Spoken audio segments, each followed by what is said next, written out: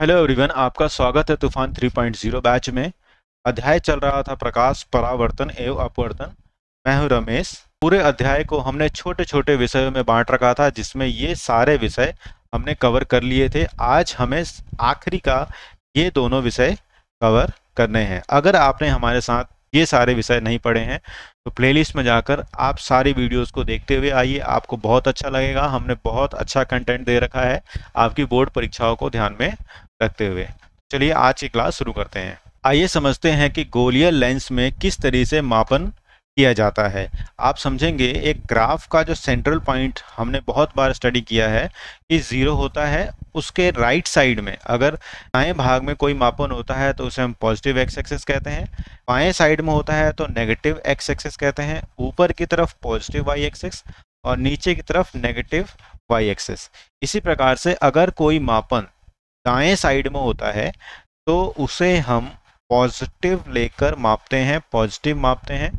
ऊपर की तरफ भी पॉजिटिव मापते हैं, नीचे की तरफ भी मापन नेगेटिव होता है और बाएं की तरफ भी नेगेटिव होता है। तो नीचे और बाएं नेगेटिव, ऊपर और दाएं पॉजिटिव। ठीक इसी प्रकार से एक लेंस का जो केंद्र होता है ओ, उससे हम दाएं साइड में कोई भी मापन करते हैं तो वो पॉजिटिव लेते हैं, बाएं साइड में कोई मापन करते हैं तो नेगेटिव लेते हैं, ऊपर की तरफ कोई मापन करते हैं, जैसे ये ऊपर की तरफ हो रहा है तो पॉजिटिव और नीचे की तरफ होता है तो नेगेटिव। कुछ सेम ही है ये ग्राफ और ये लेंस के अंदर जो भी हम दूरियां मापते हैं कुछ एक जैसा ही है। अगर आपको ग्राफ अच्छे से याद है तो आप लेंस को भी अच्छे से याद कर लेंगे कि किस तरीके से मापन किया जाता है। कुछ बातें आपको हमेशा की तरह ध्यान रखना होगा कि लेंस में वस्तु हमेशा बाईं ओर रखी जाती है। ये लेंस है हमारा, तो लेंस में जिसका हमें प्रतिबिंब चाहिए वो हमेशा बाईं ओर रखा होता है और जो भी दूरी मापी जाती है वो इस मुख्य अक्ष से मापी जाती है। मुख्य अक्ष के दाएं बाएं ऊपर नीचे इस सेंट्रल पॉइंट को ध्यान में रखकर मापा जाता है। जैसे अगर हम दाएं की तरफ मापन करते हैं तो पॉजिटिव, बाएं की तरफ मापन करते हैं तो नेगेटिव, ऊपर की तरफ करते हैं तो पॉजिटिव, नीचे की तरफ करते हैं तो नेगेटिव। पॉजिटिव मतलब धनात्मक और नेगेटिव मतलब ऋणात्मक। कुछ टिप्पणियां हैं, जैसे वस्तु हमेशा बाएं साइड में होती है तो हमेशा ऋणात्मक यानी नेगेटिव मापी जाती है, जबकि अवतल लेंस की फोकल लंबाई ऋणात्मक होती है यानी नेगेटिव होती है। उत्तल लेंस की फोकल लंबाई धनात्मक यानी पॉजिटिव होती है। कुछ ऐसा ही होता है अवतल लेंस या फिर अवतल दर्पण। अवतल लेंस ले लीजिए या फिर अवतल दर्पण ले लीजिए, दोनों की फोकल लंबाई नेगेटिव होती है। उत्तल लेंस ले लीजिए या फिर उत्तल दर्पण ले लीजिए, दोनों की फोकल लंबाई पॉजिटिव होती है। तो अवतल अवतल नेगेटिव, उत्तल उत्तल पॉजिटिव, हमेशा याद रखिएगा। लेंस का सूत्र है जो हमें छवि, वस्तु और फोकल लंबाई के बीच में एक सामंजस्य बनाता है। यह है 1/v minus 1/u equal to 1/f।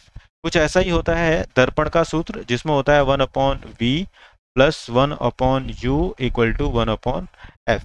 दर्पण में पॉजिटिव लिया जाता है और लेंस में यह नेगेटिव लिया जाता है। आपको ध्यान रखना है लेंस में नेगेटिव और दर्पण में पॉजिटिव होता है, सूत्रों में डिफरेंस। लेंस का आवर्धन किसे कहते हैं? एक लेंस बिंब के हिसाब से उसका जो प्रतिबिंब है वह कितना बड़ा कितना छोटा बना रहा है, उसे हम कहते हैं लेंस का आवर्धन।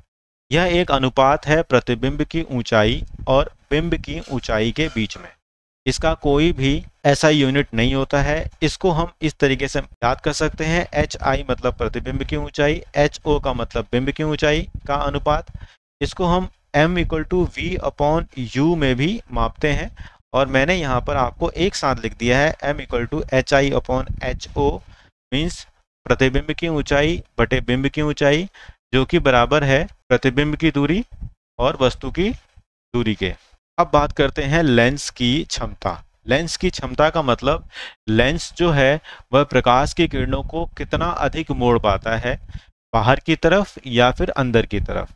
जितना अधिक वह मोड़ पाएगा उसको लेंस की क्षमता यानी पावर कहते हैं।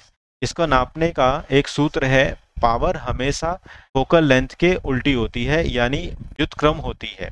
अगर पावर बढ़ेगी तो फोकल लेंथ घटेगा, अगर पावर घटेगी तो फोकल लेंथ बढ़ेगा। इसी को हम कहते हैं व्युत्क्रमानुपाती, जिसमें एक चीज बढ़ती है तो दूसरी चीज घट रही होती है। इसकी जो इकाई है, इसकी जो यूनिट है, उसे डायप्टर कहते हैं।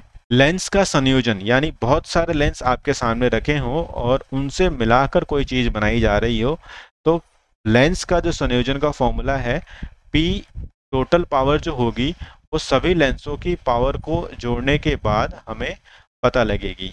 एक चीज और मैं आपको बता दूं कि लेंस की क्षमता निकालते वक्त ये जो फोकल लेंथ है, लेंस की क्षमता निकालते वक्त ये जो फोकल लेंथ है, यह हमेशा मीटर में होना चाहिए।